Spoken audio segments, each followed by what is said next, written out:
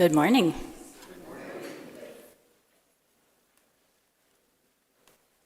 Welcome to worship with the community of First Unitarian Church of Omaha. I'm Shari, Woodbury, the congregation's minister. Whether you are attending online or in person, I am glad that you have chosen to spend some of your Sunday with us.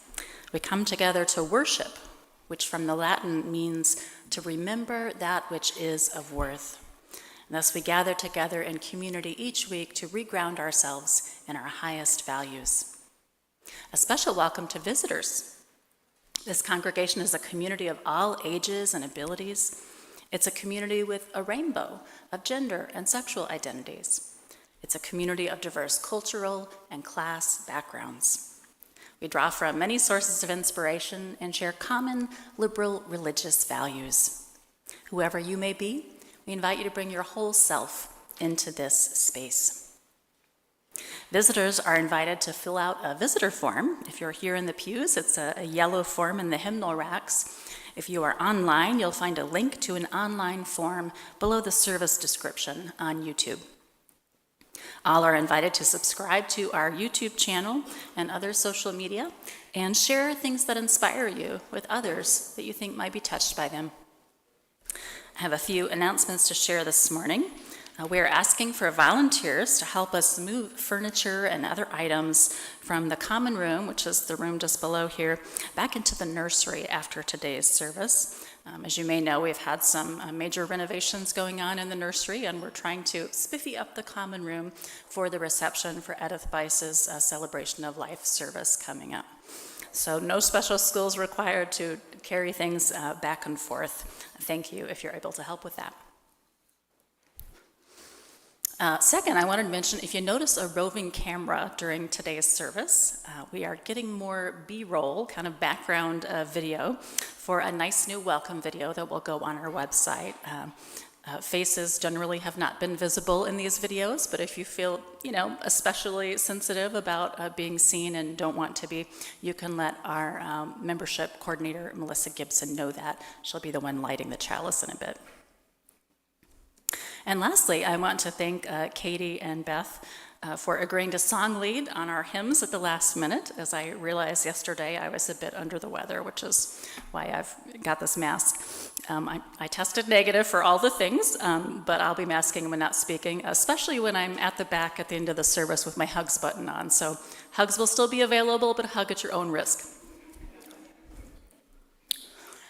Our church occupies the traditional treaty lands of the Omaha and Otoe-Missouri tribal nations, whose sovereignty existed long before the state of Nebraska.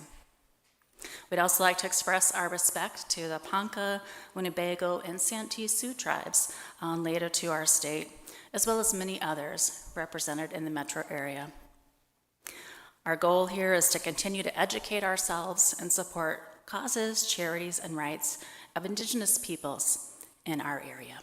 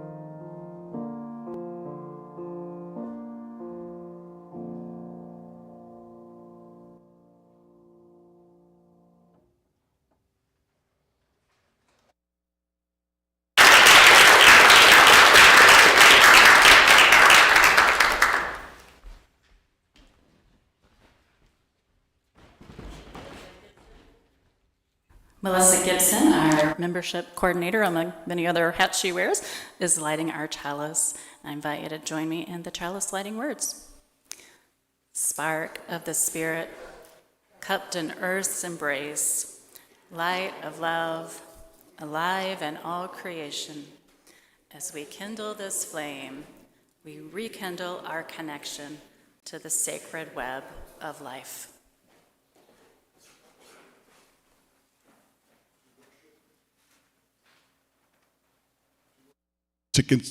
To worship means to consider that which has worth. Today we consider with gratitude the many gifts of this community, the opportunity to be affirmed in who we are and to offer that affirmation to others, the freedom to choose one's own path to truth and to learn from the travelogues of others, the space to expand one's own spirit and to reconnect with the sustaining truths of one's life, the questions of our children as they understand the world anew and offer their understanding to us as a fresh lens, the laughter and joy of those giddy with the embrace of community, and the regular reminders that we must see our world through the lens of love. Let us welcome all these gifts with gratitude, for they have been paid for with many currencies.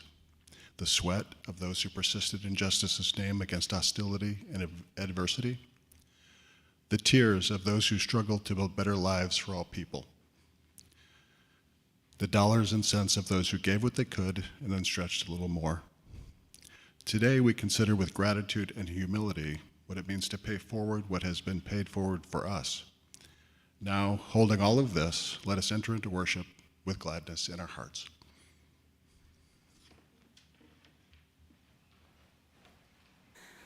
I invite you to rise if that feels good in your body and join in singing number 1, May Nothing Evil Cross This Door.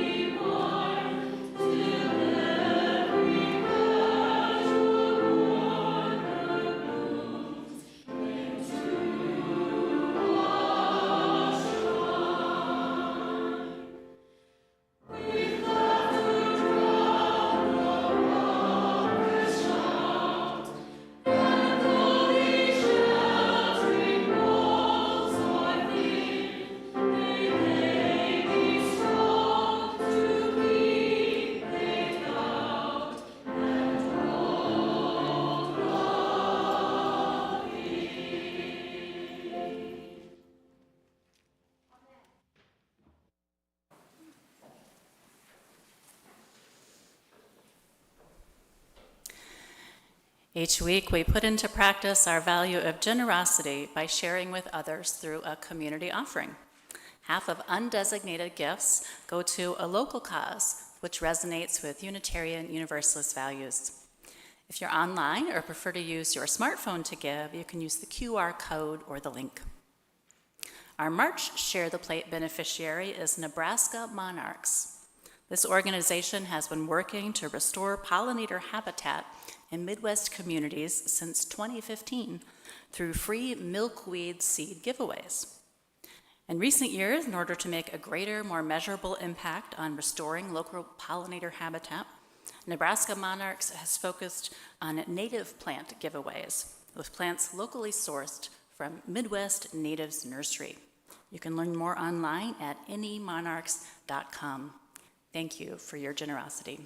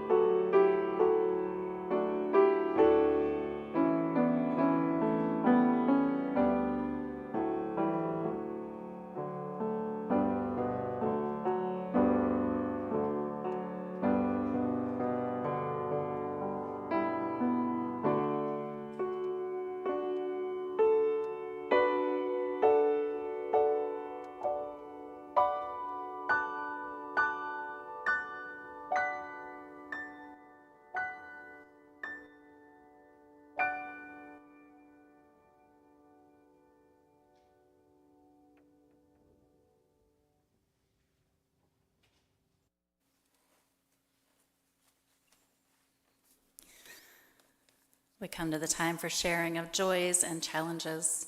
When we share those things that are bringing joy into our hearts, other people can have that joy fill them as well.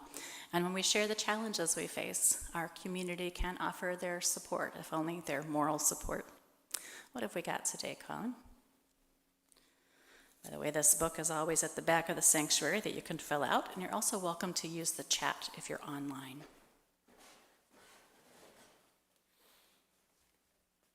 From Samantha Perry, saying I would love to join online during the next service to learn more about the church. I hope she may be online. If she is, welcome. From Melissa Gibson, a concern, saying for the ongoing chaos in many parts of this world, thinking particularly of Ukraine today.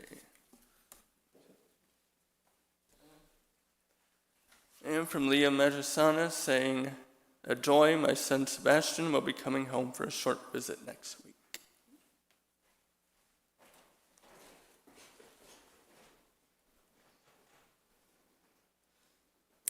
I invite you to open the teal hymnal to number 1013, or you can just look at the screen. You may wish to make your body comfortable and take a deep breath.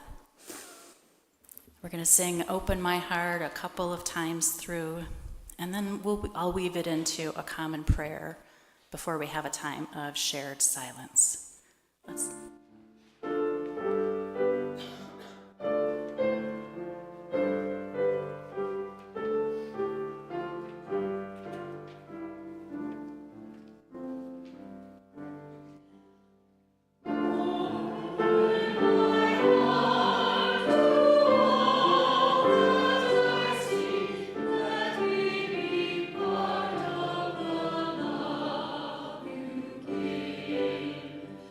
Oh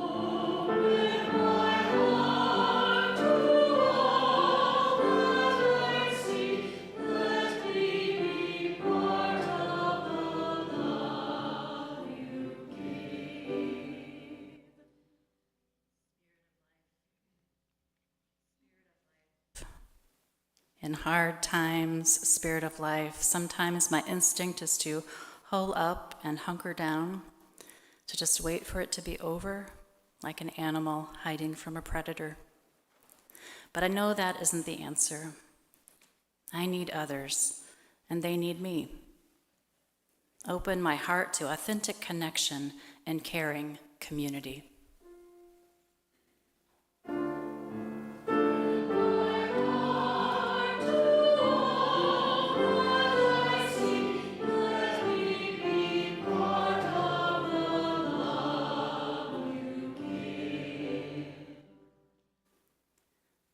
Spirit of love, help me to remember that I do have gifts, I have skills, I care, I can act. Especially when I am with others who care as I do, I know I can make a difference. Open my heart to be part of positive action.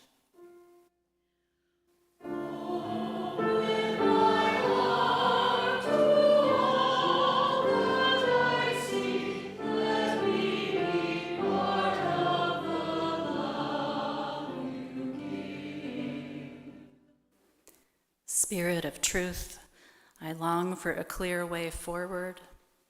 When even the facts of what is happening are in question, the path is shrouded in uncertainty.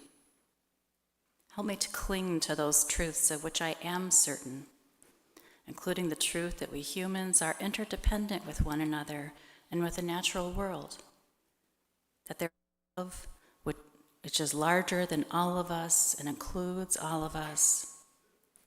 Day by day, open my heart to see how this greatest of truths is calling me forward.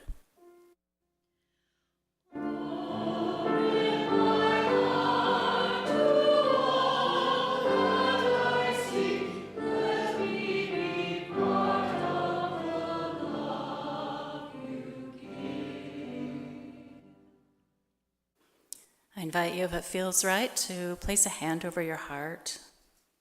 And the other hand might be upturned on your knee, open.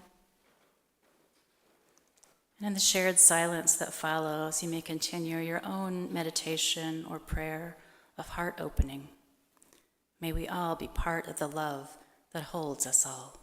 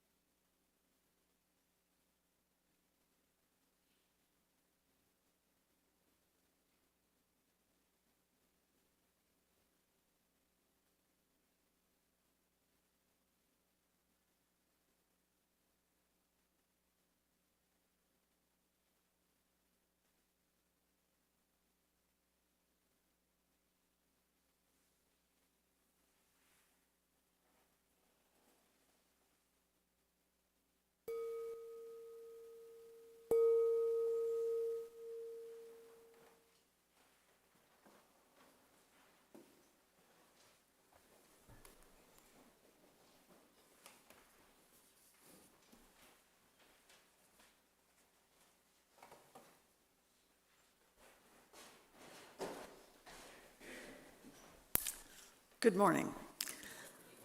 I'm Jennifer Larson. I'm a member of the Stewardship Campaign Committee, and as Gary Randall mentioned last week, really last month too, I guess, that the month of March is going to be our Stewardship Campaign. This year, you may have seen in the materials in the foyer that the campaign slogan is connecting with purpose. And you'll see also downstairs in the gallery that we have some open space, some pictures, but some open space that we're hoping to get everyone to think about. How does our church connect with them, or how does our church help us connect with other people? The Stewardship Campaign materials are going to be coming out at the end of the week, roughly, so you can kind of anticipate that. Someone from the church will be calling you, and hopefully you will be answering the phone. And part of that is that we want to have a chance to connect with each of you, even whether or not people are gathering pledges at that time or not, because there's going to be a lot of different ways to submit your pledges, but the importance of connection, and that's kind of what we're focusing on. So I'm hoping, and I should have said up front, I'm very, very thankful for the help of Sandy Bruns and Melissa always want to say Melissa Gibson and Marie Slapchik as we put that gallery together downstairs. But I'm really hopeful that everyone will kind of interact with that this morning, as well as on subsequent Sundays, even as you are moving things in and out of the nursery. So with that, you will also notice that we're going to have a stewardship moment every Sunday, and one of our members is going to talk about how the church is important to them. And today, Elaine Wells is going to be our stewardship moment. Thank you. Well, now that Ed Bice has departed, I'm probably the longest-term member of this church. I joined First Unitarian of Omaha as it opened its doors right after the summer hiatus of 1972. I cried throughout the first service here because I was so missing my friends in Austin, and I wondered if this church could ever have as many wonderful people as there were there. In order to get acquainted, I joined the Adult Affairs Committee. Now, even though those were the wild 1970s, the adult affairs that we were planning were not the kind that might first spring to mind. We were just looking for ideas for fun activities. So I had suggested some of the fun things that we had done in Austin, like barbecues and campouts. One of the older members of the committee looked down her nose at me and said, "We don't do those kinds of things here." That was pretty discouraging, so I wondered if I would ever really fit in here. But I tried other ways to contribute. First, I washed dishes with Dr. Max Fitch, who is an epidemiologist. And he told me that all we really needed to do was swish the silverware through the soapy water, and that would be fine. I said, "Oh, Dr. Fitch, don't you think we should wash them more thoroughly?" "No, just swish them through the water." I thought, well, who am I to question an epidemiologist? He probably knows best. Then I worked my way up through almost every committee to the Board of Trustees, and then to the position of president in about the year 2000. At last, I felt like I really belonged here. Now, this church is truly home and family to me, as it is to many of you, I think.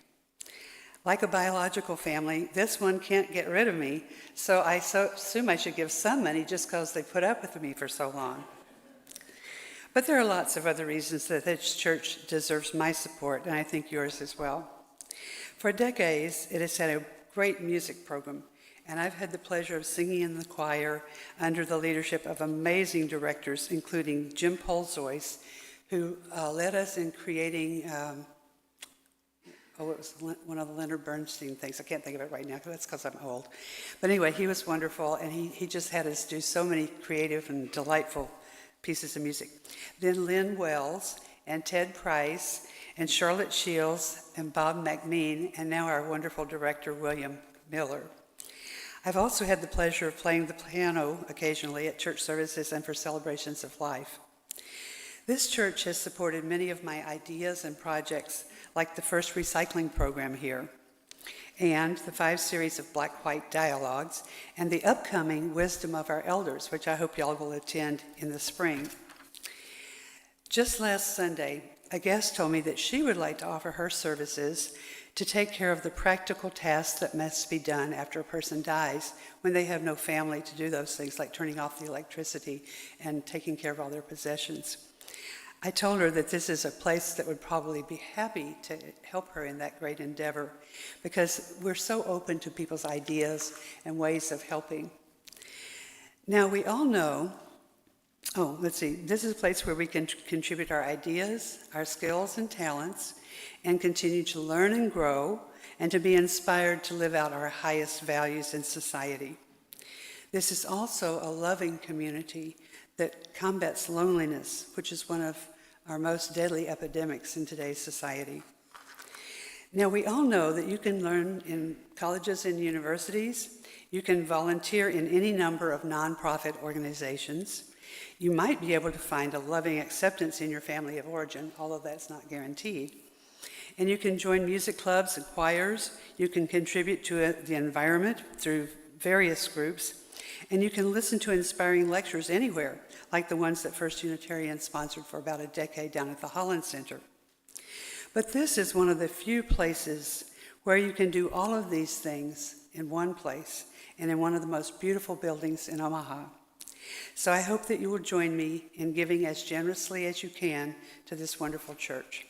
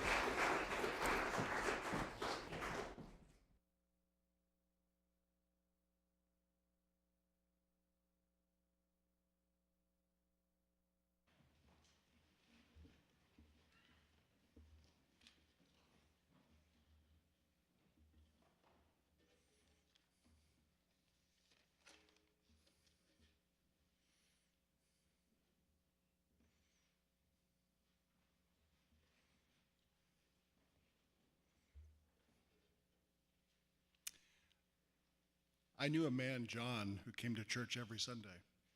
You may not find this remarkable, but think of it. John came every single Sunday. Though he was retired, having been a geologist, it was not that he lacked other things to do. He was a volunteer for Amnesty International, for the local food bank, for the ACLU, for the Family Planning Clinic, the AIDS Project, the Audubon Society, and a splendid community chorus. John was committed, effective, and clear about contributing to the causes he cared for and the people he cared for, and he came to church every single Sunday. Because of hearing loss, more than a sense of his own importance, he sat in the front row. Why do you come, John, in all kinds of weather, when you're well and when you're not, when you like the guest speaker and when you know you won't? Why do you come every Sunday? I asked him not long before he died. His answer was straightforward. I come, he said, because somebody might miss me if I didn't. He said it in a way not arrogant at all, but generously and honestly. He was the kind of person who saw it as his duty and his privilege to welcome newcomers on Sunday morning. Not because he needed more friends himself. John was 80 years old with a lifetime of friends and colleagues and acquaintances to spare. He did not come because he wanted to evangelize the visitors or grow the church. On the contrary, he loved and missed the tiny congregation he joined in 1955. He greeted people as they came and steered them toward the minister, the coffee pot, the Sunday school, the guest book, the pledge cards, the sign-up sheets, because he felt it was the right and only thing to do.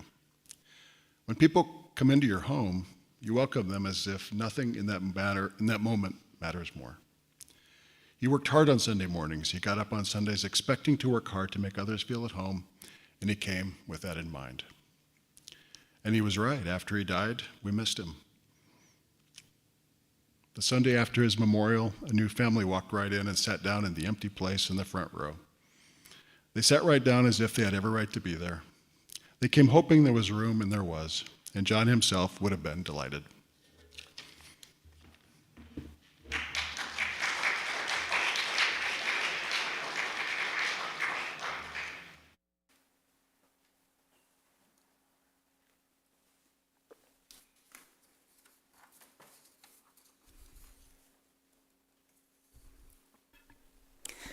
In that anecdote from another Unitarian Universalist congregation, John saw himself as part of a never-ending river of people at his church. He would participate in that flow for as long as he was alive, and he would help welcome and connect new people into the community, thus keeping the community alive in its purpose. He didn't come to church asking, "What's in it for me?" Though there were surely things he loved about his UU church, be it the songs or the sermons or the social events. He didn't come asking, "Can I get a good bargain here? Can I get half off my participation in the choir or the caring ministry? Will I receive a free tote bag with my pledge?" No, John came asking, "How can I be part of the love that is at the heart of this faith? How can I extend that love and welcome to others? How does my purpose as a person connect and help carry out the purpose of the church?" First Unitarian, this congregation, has an amazing opportunity to serve at this time. Our society has just started to really recover from one crisis, the pandemic, only to find itself in the rapids of another crisis. If you've been keeping up with the news, in even broad strokes, you know that democratic norms and institutions and commitments that have been built over centuries are quickly being upended by the current administration. So in addition to all the usual reasons people seek out religious community, I suspect we are seeing an uptick in visitors here in recent months because we need one another most in times of crisis. We need bulwarks of love, places that tie people together across all the superficial differences, that strengthen our sense of common humanity, and that help us work together for the common good. This congregation has just taken one huge step toward ensuring we can serve all the people who may gather at this river of faith with us. The capital campaign that ended last month, raising hundreds of thousands of dollars to keep this building fit for its purpose. It represented a recommitment to carrying out our purpose in this place. The resounding success of that capital campaign tells me that your commitment as a congregation runs deep. Now the question is, when new people join us here, what will they find? Will we bring our own skills and passions and friendly smiles like John, connecting our purpose to that of the church, like the man in our reading? Will we give what we can financially so that people of all ages can plug into vibrant programs that renew them, that connect them with others, that help them grow, that help them serve the wider world? We're well on our way to taking care of the structure, which has been our home since about 1917, over a century. Now it's time to tend to what happens inside of it. And that's what this annual stewardship campaign is all about. I don't know about you, but this feels like a turning point to me. Not only because this nation is at a critical moment, but because what we do now as a church will help set the direction for our next century of service here at 3114 Harney Street.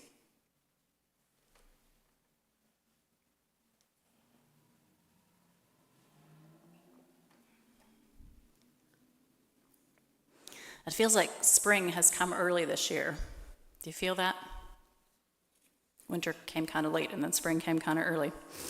The light is lasting longer in the evening. These daffodil greens you see on the screen are from the garden just outside of the church here a few days ago, pushing up in the garden bed. Several times over the last few weeks and the last few days especially, I've heard geese honking overhead as they are returning to these northerly lands.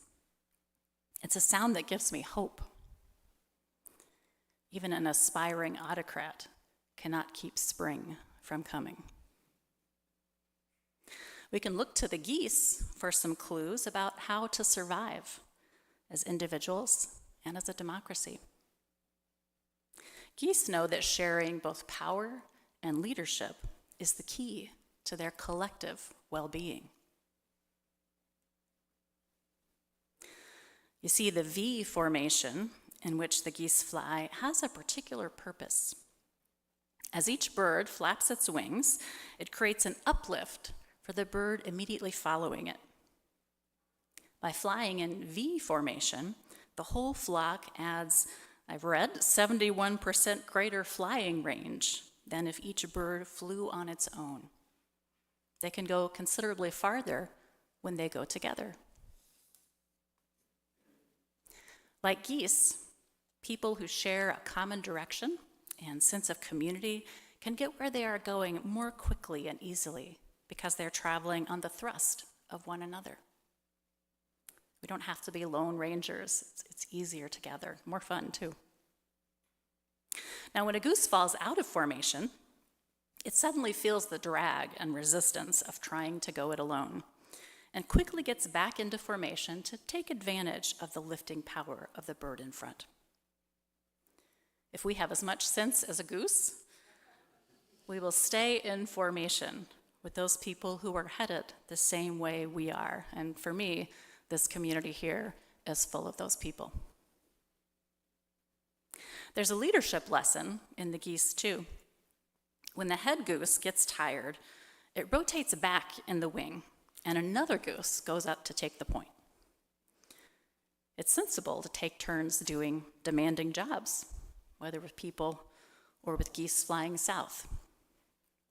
I'm looking at all the past board presidents in the pews here as I say that.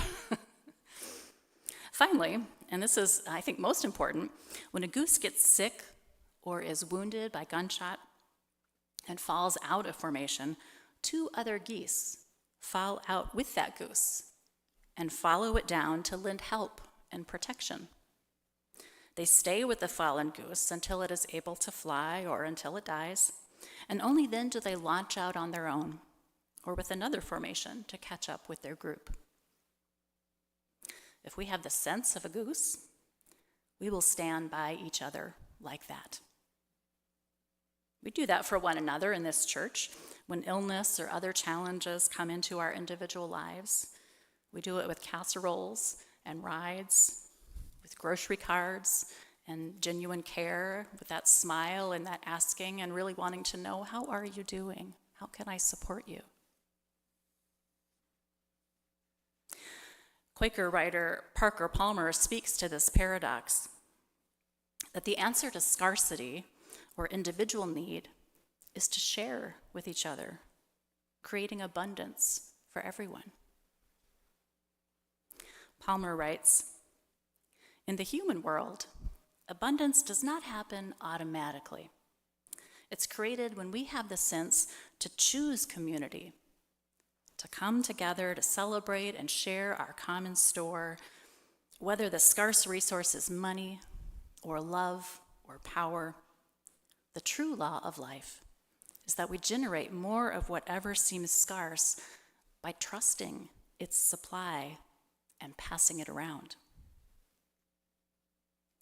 Parker continues, "Authentic abundance is not found in secured stockpiles of food or cash or influence or affection, but in belonging to a community where we can give those goods to others who need them and receive them from others when we are in need.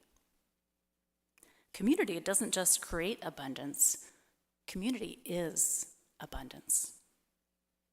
If we could learn that equation from the natural world, Parker concludes, the human world might be transformed.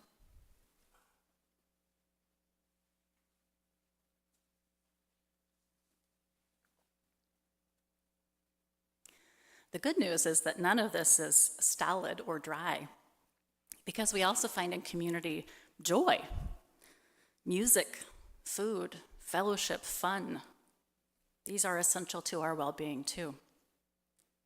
And as we nourish ourselves, nourish each other with joy and connection, we make ourselves less vulnerable to that sense of aloneness and futility and even doom with which this political age might otherwise engulf us.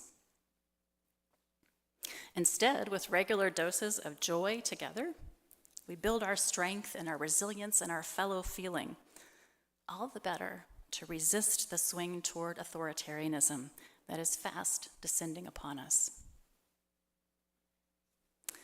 So, as we look to the next 110 years of liberal religion in this building, and consider how we will serve one another in the community, for those here now and all those yet to come, I want to invite you to put on your thinking caps.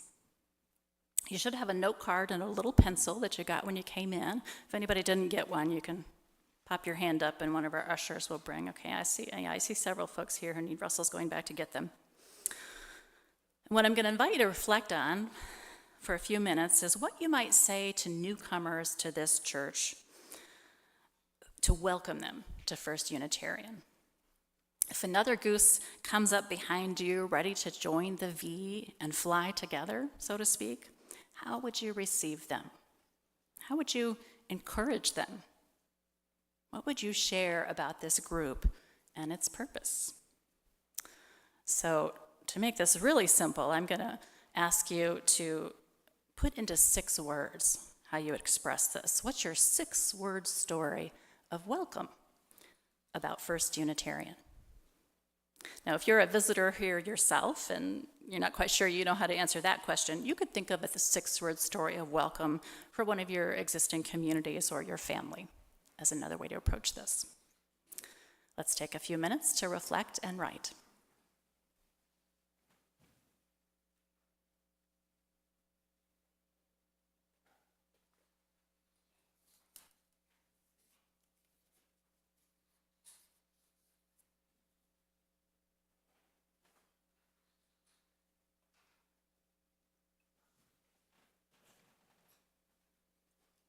Those online, of course, can put this in the chat. I'll lift some of those up later.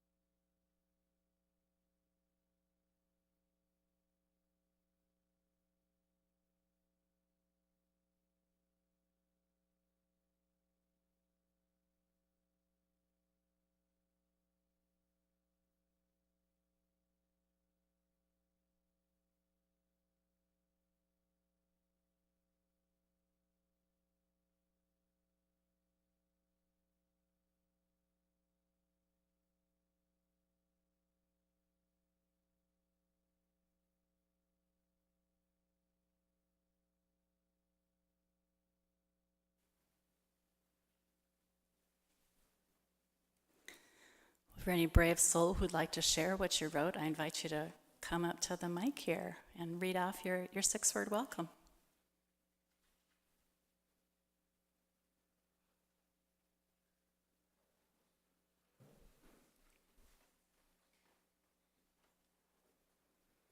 All right, Jonathan's got something for us.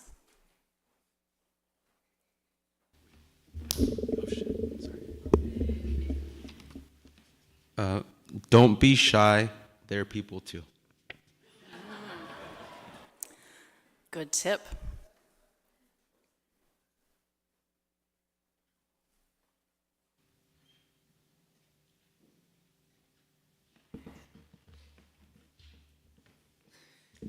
You use, let you be you.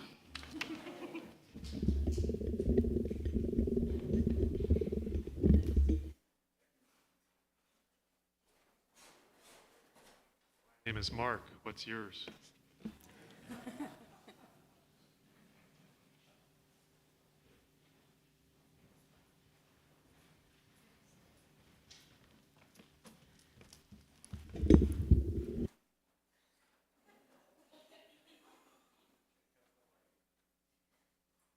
Would you like some coffee?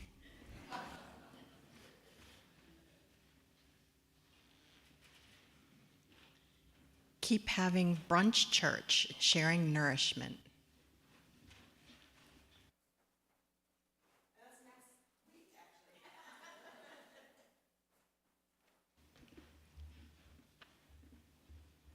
Diversity of thought, unity of caring.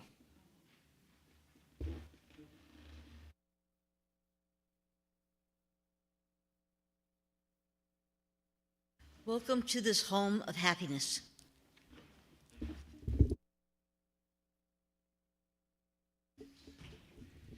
Welcome, you belong here.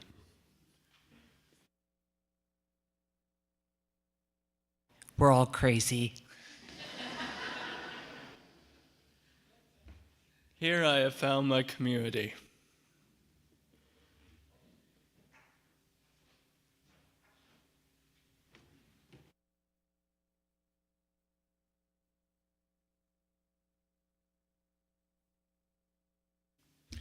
Open my heart, join our flock.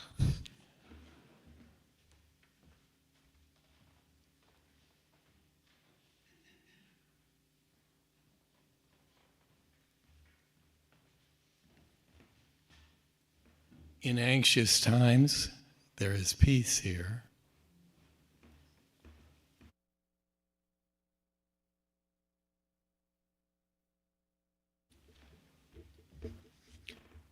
I am ready, willing to commingle.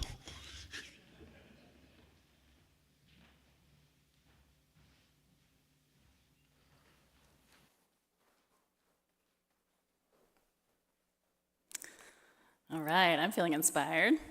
Well, I invite you to write your name or initials on your card if you feel so moved. You don't have to. And then pass your note card down to the center aisle, and our ushers will gather those. We may put some of them up downstairs or share them on e-blasts or on our closed Facebook group. Oh, and we do have a few here in the chat. Let's see. Sandy says, "We find our own truth together." Lita says, "Keep coming back. There's always something." And Jason writes, "Just remember, normal people are boring."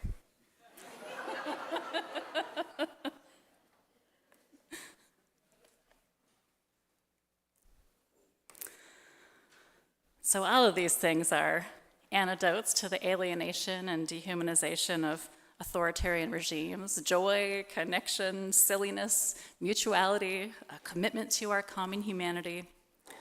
This is what we create more of when we wholeheartedly invest ourselves and our resources into communities of purpose like this church.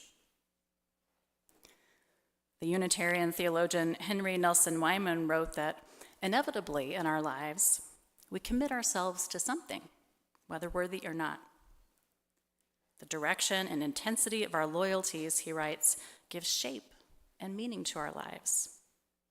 Loyalties, commitments, covenants, the promises we make to one another, these are things that tell us to what we belong. By doing so, they tell us who we are. As you consider your pledge during this year's operational stewardship campaign, I invite you to pledge generously with joy and commitment to this congregation and all that it stands for. May you be blessed in your giving, and may your giving be a blessing to the world. May it be so. Amen. I invite you to rise, if that feels good in your body, to sing number 1028, "The Fire of Commitment."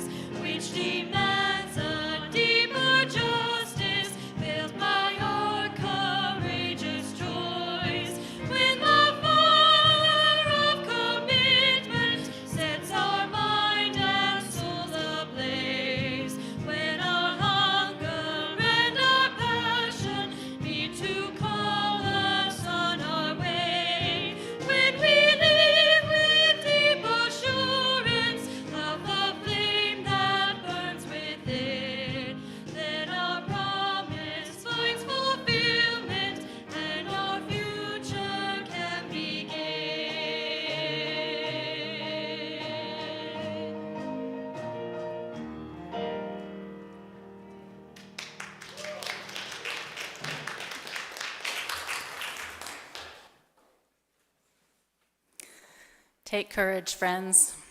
The way is often hard, the path is never clear, and the stakes are very high. But take courage, for deep down there is another truth. You are not alone.